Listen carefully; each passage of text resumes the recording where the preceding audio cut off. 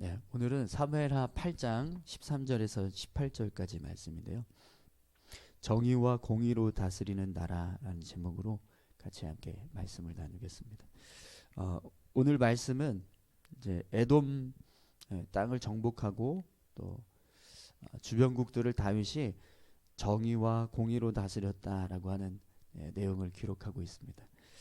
다윗은 어제 말씀에서도 우리가 같이 함께 봤지만 주변에 있는 모든 나라들을 정복했습니다. 그러니까 이스라엘 백성들을 둘러싸고 있었던 여러 다른 민족들을 이제 정복해 나가고 또 그의 통치권을 강하게 하는 모습을 볼 수 있었는데요. 그 중에서 오늘 이제 본문 말씀은 에돔을 정복하는 내용을 기록하고 있습니다. 우리 13절, 14절 말씀 보겠습니다. 다윗이 소금 골짜기에서 에돔 사람 18,000명을 쳐 죽이고 돌아와서 명성을 떨치니라. 다윗이 에돔의 수비대를 두되 온 에돔의 수비대를 두니 에돔 사람이 다 다윗의 종이 되니라. 다윗이 어디로 가든지 여호와께서 이기게 하셨더라. 아멘. 네. 이 소금 골짜기라고 기록하고 있는 이 에돔 땅은 이제 이스라엘 땅에서 남쪽 지역을 이렇게 의미합니다. 그래서 어제 우리가 같이 지도를 봤었죠. 지도 잠깐 한 번만 더 보여주실래요? 네. 이 지도에 보시면 이제 맨 밑에 이렇게 노란색으로 이렇게 V자 형식으로 이렇게 지금 이제 땅이 경계가 세워져 있잖아요. 그 옆에 보시면 이제 좀 큰 글씨로 에돔이라고 써 있는데 보이세요? 네, 너무 글씨가 여기서 제 화면은 너무 안 보이는데 여기서는 좀 보이실려나 모르겠네요. 네, 밑에 있는 이제 남쪽 지역 땅들이 다 에돔 땅이거든요. 에돔 땅을 이제 다윗이 점령하게 됩니다. 그럼 여러분 한번 이렇게 보세요. 사울 왕이 점령하고 있었던 이스라엘 땅과 다윗이 점령하고 있는 땅의 모습을 보시면 확실하게 이스라엘 땅을 다 가나안 땅 하나님께서 이스라엘 백성들에게 허락하신 가나안 땅을 다 이렇게 차지하고 있는 모습을 볼 수 있습니다. 그죠? 네, 사울 왕 때만 해도 하나님께서 가나안 땅을 이렇게 주셔서 그 땅에서 살라고 하셨지만 그 땅을 온전히 다 차지하지 못하고 있었어요. 그런데 다윗 때가 돼서야 비로소 하나님께서 주신 땅들을 다 차지하고 그 땅을 이스라엘 땅으로 만드는 그런 이제 일이 일어나게 된 겁니다. 특별히 이제 이 에돔 땅은 이제 남쪽 지역인데요. 아마 이 소금 골짜기를 이야기한 것은 이 에돔 땅 이 사해를 중심으로 해서 이제 소금이 많이 나왔을 거예요. 근데 당시 이 소금은 굉장히 가치가 귀했습니다. 이렇게 황금만큼 귀한 게 소금이었거든요. 그러다 보니까 이 소금 골짜기를 다윗이 차지했다는 건 그만큼 경제적으로도 굉장히 도움을 얻을 수 있는 그런 상황이 되었다는 것을 알 수 있습니다. 이렇게 하나님께서 함께 하시니까요. 다윗이 점점 이스라엘의 영토를 넓혀가고 확장해가는 그런 모습을 보게 됩니다. 그런데 그 모습은요. 이스라엘 백성들에게 하나님께서 기업으로 가나안 땅을 주셨던 그 땅들을 다 차지하게 되는 그런 일이 이루어지게 된 거예요. 그러니까 사울왕 시대까지만 해도 그게 안 됐는데 이제 다윗이 통일 왕국을 세우고 왕이 돼서 나라를 견고하게 세워가는 그 과정 속에서 결국에는 가나안 땅을 다 차지하는 그런 일이 일어나게 되었다는 거죠. 그래서 다윗의 이 업적은요. 이스라엘 민족이 가나안 땅에 들어가서 가나안 7 족속을 몰아내고 그 땅을 차지하려고 하셨던 하나님의 말씀을 온전하게 성취하는 일이 되는 겁니다. 여호수아 이후로 정말 수많은 사사들이 있었고 또 사울 왕도 있었지만 온전히 그 가나안 땅을 다 차지하지는 못했습니다. 그 땅 안에 여전히 가나안 7 족속들이 이렇게 부분 그들이 같이 세력을 가지고 안에 있었고 이스라엘 사람들과 같이 살고 있었어요. 근데 그걸 다 정리한 사람이 누구냐면 다윗이라는 겁니다. 하나님께서 함께 하시니까 다윗이 이런 일을 할 수 있게 되었다라는 거죠. 여러분, 이 일은요 정말 정말 대단한 일입니다. 여호수아도 할 수 없었던 일이에요. 하나님이 그 기적을 행하시면서 이스라엘 백성들을 인도하셨던 그 시대에도 이스라엘 백성들이 그 일을 다 하지 못했었어요. 다 남겨두고 가나안 땅을 자신들이 차지할 수 있는 땅만 차지하고 못하겠다 싶은 땅들은 그냥 남겨두고 그렇게 살았었거든요. 그런데 다윗은 그걸 다 정리하는 일을 했다라는 겁니다. 이건 참 놀라운 업적일 수 아닐 수 없습니다.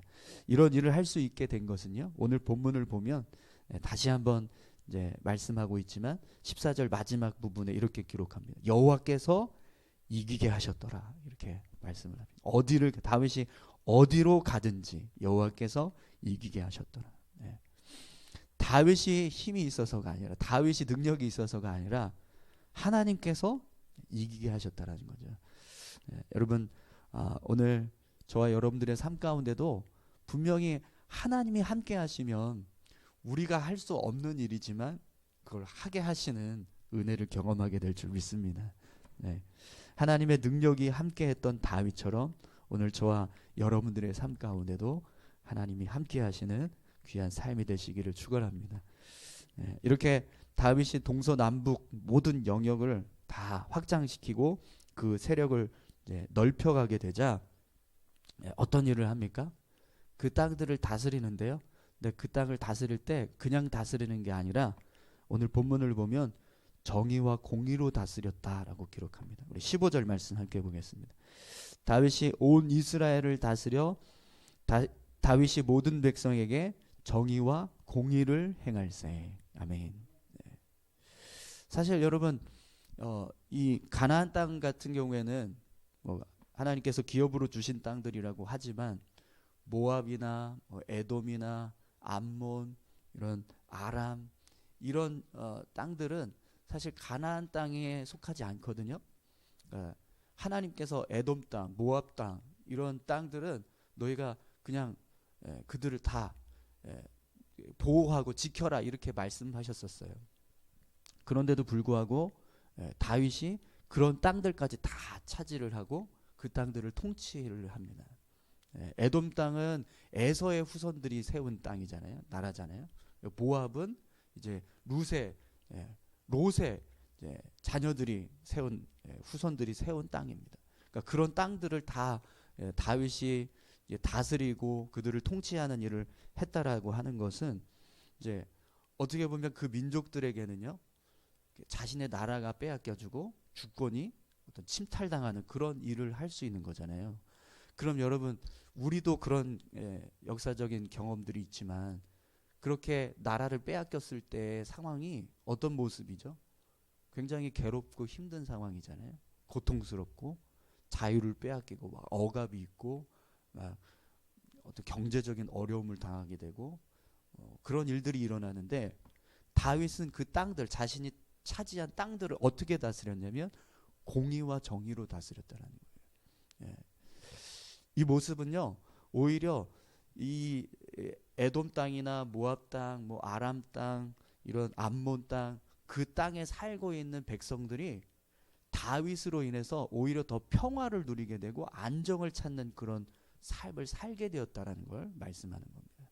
그러니까 나라가 빼앗겨서 고통 가운데 막 억압받으면서 이 사람들은 막 정말 그냥 이스라엘 백성들의 노예로 되고 막 그렇게 고통스럽게 삶을 살아간 게 아니라 그 땅에도 공의를 행하고 정의를 행하면서 삶을 살았다는 거예요.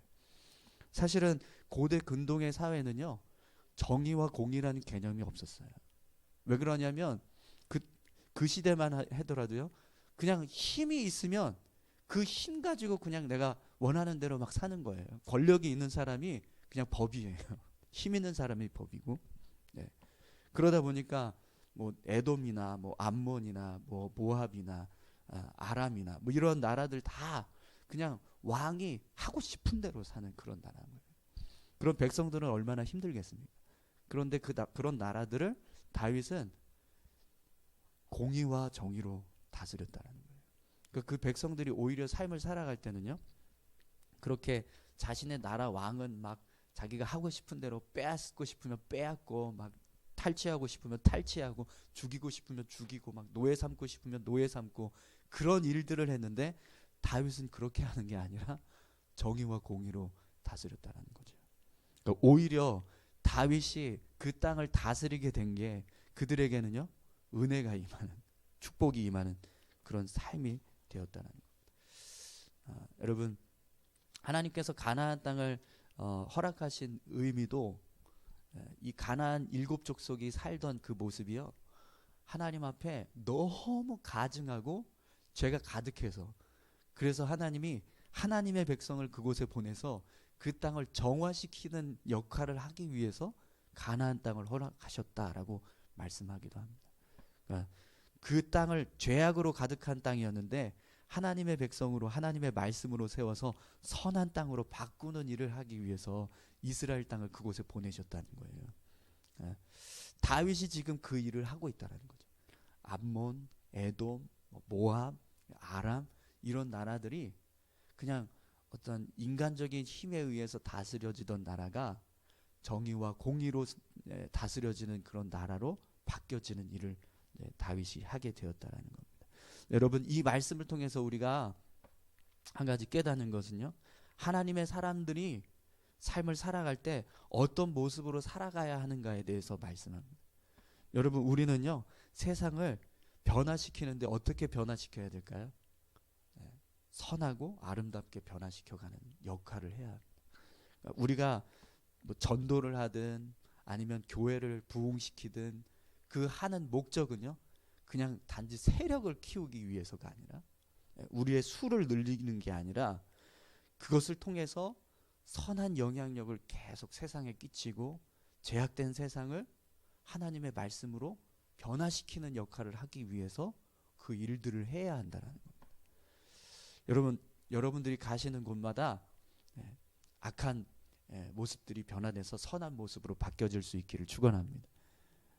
여러분들이 계시는 그곳이 정말 아름다운 자리가 될 수 있었으면 좋겠습니다.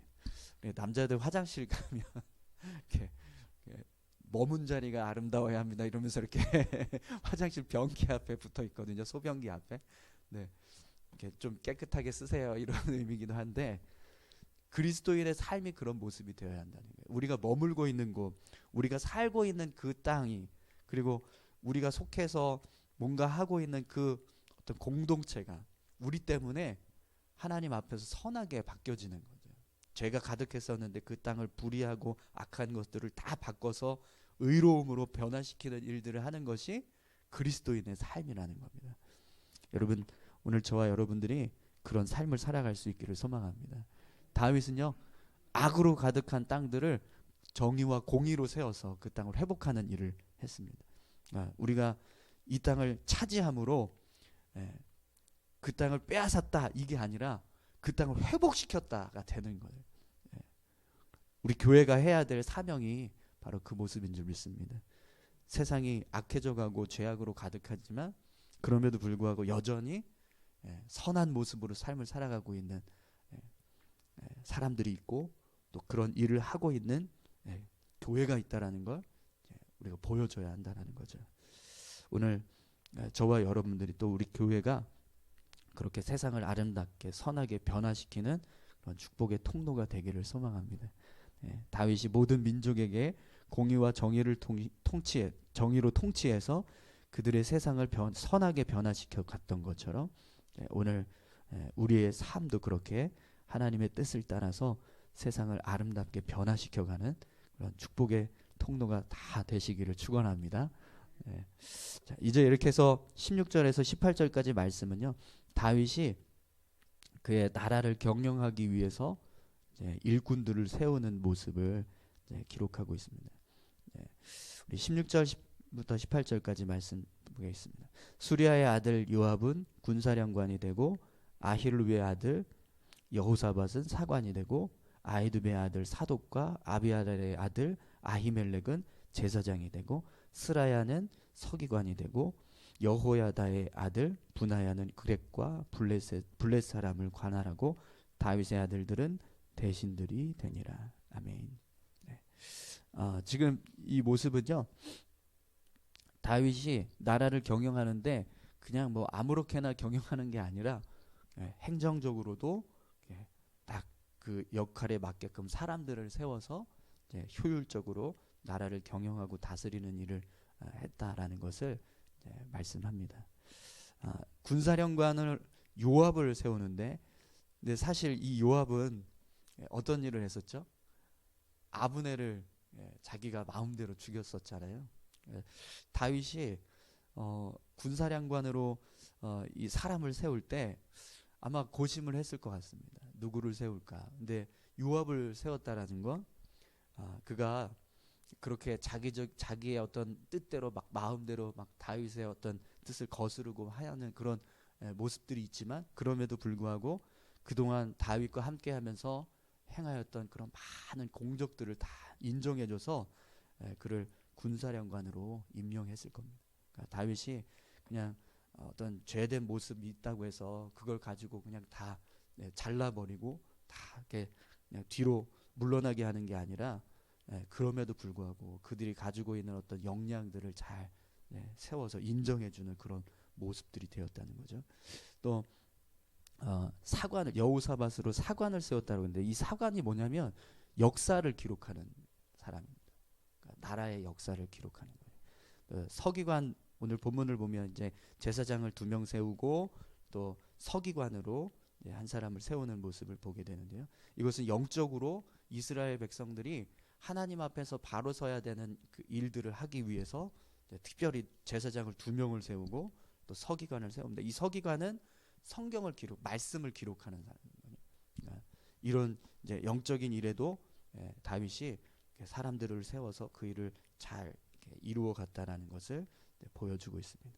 또 지방을 다스리는 사람들을 세우고, 또 다윗의 아들들이 대신이 되어서 또 그 역할들을 감당하고, 이렇게 각 지방과 민족을 다스리고 또 어떤 나라를 경영하는 일에 효율적으로 지도자들을 세우고 일꾼들을 세웠습니다.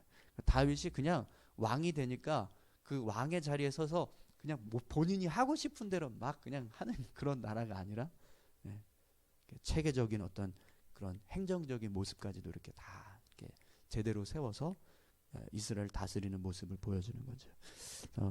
이 8장 전체의 내용은요, 우리가 앞에서 쭉 봐왔지만 이스라엘이 하나님께서 다윗이 성전을 건축하겠습니다라고 고백한 그 이후에 어떻게 나라가 견고해지었는가, 그걸 보여주는 겁니다. 그래서 서쪽, 동쪽, 북쪽, 남쪽의 땅을 다 차지하고, 그리고 그 주변에 있는 민족들까지 다윗이 통치를 하게 되고, 또 나라는 이런 주요 인물들을 세워서 행정적으로도 잘 갖춰진 그런 국가다운 국가의 모습을 이제 보여주고, 또 그 땅을 다스릴 때는 그냥 어떤 불의함과 악함으로 행하는 게 아니라 자기의 어떤 뜻대로 임의대로 나라를 경영하는 게 아니라 정의와 공의로 나라를 다스렸다라는 것을 이제 보여주는 거죠. 이 모습 자체가요, 결국에는 하나님께서 다윗을 세우시겠다, 다윗의 나라를 세우시겠다, 견고하게 하시겠다라고 하셨던 그 말씀들이 그대로 성취되는 것을 다 보여주는 겁니다. 여러분, 분명히 하나님을 경외하고 또 하나님을 잘 섬기는 사람에게는요, 하나님께서 은혜 주시는 줄 믿습니다. 다윗의 삶이 그걸 그대로 다 이제 보여주는 거죠.